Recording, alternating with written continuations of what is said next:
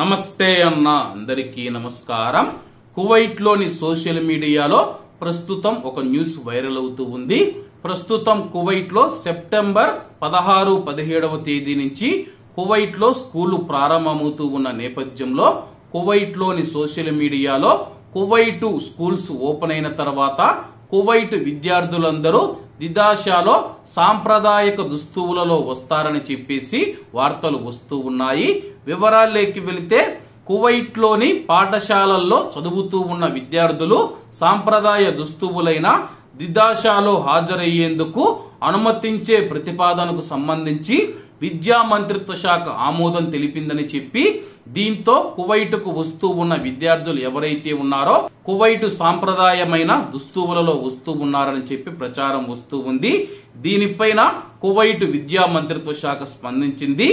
Social మీడియాలో వస్తూ ఉన్న వార్తల్లో ఎటువంటి నిజం లేదని చెప్పి మునుపటి మాదిరిగానే అధికారిక పాఠశాల యూనిఫామ్లలో ఎటువంటి మార్పు లేదని చెప్పేసి సోషల్ మీడియాలో వస్తూ ఉన్న వార్తలను విద్యార్థులు మరియు తల్లిదండ్రులు ఎవరూ నమ్మవద్దని చెప్పి ఈ యొక్క వార్తలను ఖండిస్తూ ఉన్నట్లు విద్యా మంత్రిత్వ శాఖ అధికారులు తెలిపారు.